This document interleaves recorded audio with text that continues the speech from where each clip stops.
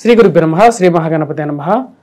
గురువు యొక్క నక్షత్ర మార్పు అనేది ఆగస్టులో జరగబోతున్నది. ఈ యొక్క నక్షత్ర మార్పు అనేది మనం గత నక్షత్ర మార్పు గురించి కూలంకషంగా వివరించడం జరిగింది.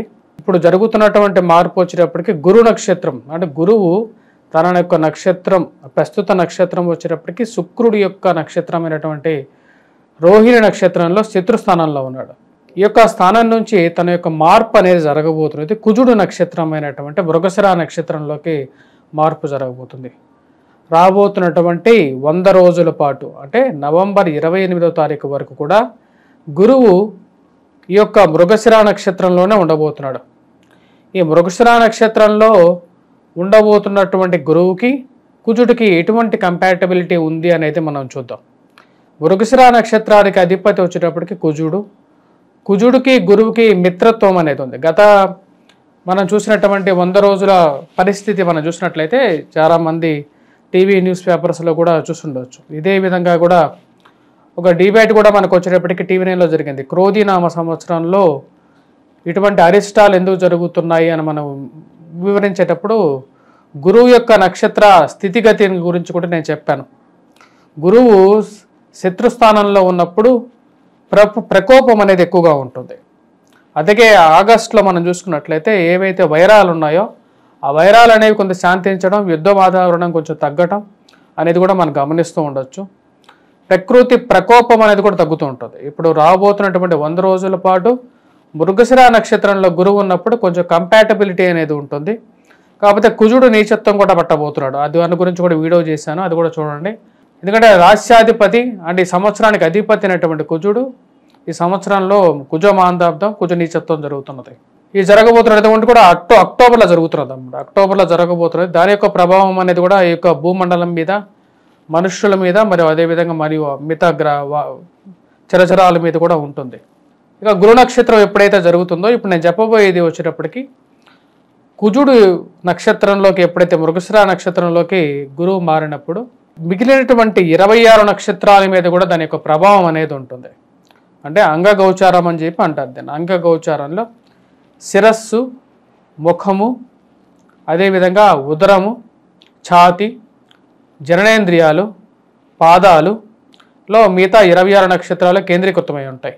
ఒక నక్షత్ర మార్పు జరిగినప్పుడు 26 నక్షత్రాల మీద కూడా దాని యొక్క స్థితి ఫలం అనేది ఇవ్వడం జరుగుతుంది. దీన్ని బట్టి కూడా ముహూర్త నిర్ణయం, అదేవిధంగా మిగతా 26 నక్షత్రాల యొక్క స్థితిగతి మీద వాడి యొక్క ఫలం అనేది చెప్పడం జరుగుతుంది. ఇప్పుడు అది ఎటువంటి ఫలితాన్ని ఇవ్వబోతుంది, 26, 27 నక్షత్రాల వారికి సుఖంగా ఉంటుంది అని చెప్పి దీనిలో ఉండదు, అది గమనించాలి. ఇది వంగర వారి పంచాంగ సిద్ధాంతాన్ని కాబట్టి నేను గణన చేసి చెప్పడం జరుగుతుంది. మీరు ఎవరికైతే ఏ నక్షత్రానికైతే బాగుండదో వారు కొన్ని తగు జాగ్రత్తలు తీసుకోవాలి. దైవ ధ్యానం చేసుకోవటం, దైవ ధాన్యం చేసుకోవటం, మంత్రోచ్చారణ చేసుకోవచ్చు, ఇలాంటివి చేసుకుంటే సరిపోతుంది. గురు సంచారం అనేది మృగశిర నక్షత్రంలో జరగబోతున్నప్పుడు ధనుస్సు రాశి వారి మీద ఎటువంటి ఫలితం ఉండబోతుంది అనేది చూద్దాం. ధనుస్సు రాశి వారికి మనం ఓవరాల్గా చూసినప్పుడు షష్టమంలో ఉన్నటువంటి గురువు వ్యతిరేకమైనటువంటి ఫలితాన్ని ఇస్తాడు అని చెప్పి మనం ఆలోచిస్తూ ఉంటాం. కానీ ఎప్పుడైతే ఈ యొక్క అంగ గోచారంలో అంటే అంగ ప్రకారంగా గోచారంలో నక్షత్ర మార్పు జరిగినప్పుడు దాని యొక్క ప్రభావం అనేది ఎలా మారుతుందో మన యొక్క ఎగ్జాంపుల్గా కూడా తీసుకోవచ్చు అన్నమాట. అంటే మృగశిర నక్షత్రంలోకి మారినప్పుడు ఇక్కడ ఉదర స్థానం మీద గురువు యొక్క దృష్టి కేంద్రీకృతం అవుతుంది. అప్పుడు మనం చూసినట్లయితే మూల, పూర్వాషాఢ మరియు అదేవిధంగా ఉత్తరాషాఢ నక్షత్ర జాతకులు ఎవరైతే ఉన్నారో ఈ యొక్క ధనుస్సు రాశిలో ఉన్నటువంటి వారి మీద అనుకూలమైనటువంటి ఫలితం ఉదర స్థానం మీద కేంద్రీకృతం అవటం వల్ల వారికి ముఖ్యంగా వచ్చేటప్పటికి ధన సంబంధితమైన విషయాల్లో అనుకూలత, ధన ప్రాప్తిని కలిగిస్తుంది అన్నమాట. అంటే వ్యాపార పరంగా అనుకూలత, ఇరుగు పొరుగు సఖ్యత విషయంలో అనుకూలత అనేది పొందగలుగుతారు. వారితో పాటు స్థిరచరాస్తుల కొనుగోలు సంబంధితమైన విషయాల్లో కూడా అనుకూలమైనటువంటి ఫలితాలు ఎక్కువగా వస్తాయి అన్నమాట ఈ రాశి వారికి.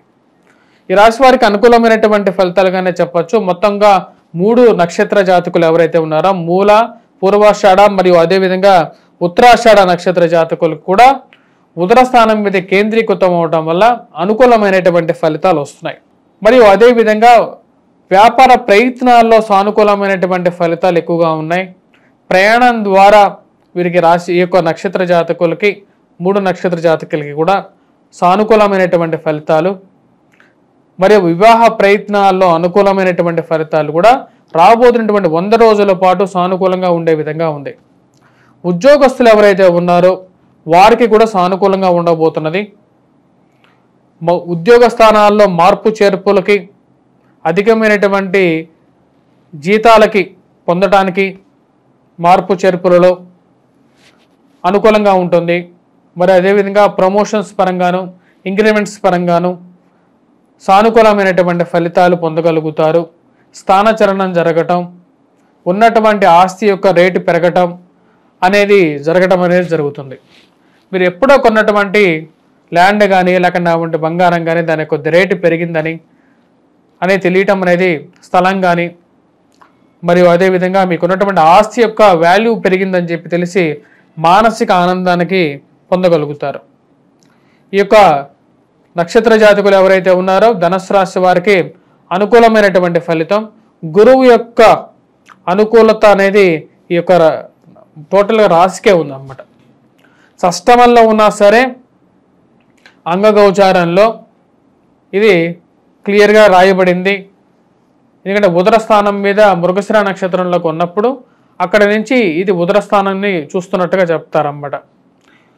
తద్వారా వచ్చినప్పటికీ వివాహ ప్రయత్నాల్లో కూడా సానుకూలమైనటువంటి నిర్ణయాన్ని సూచిస్తూ ఉన్నది.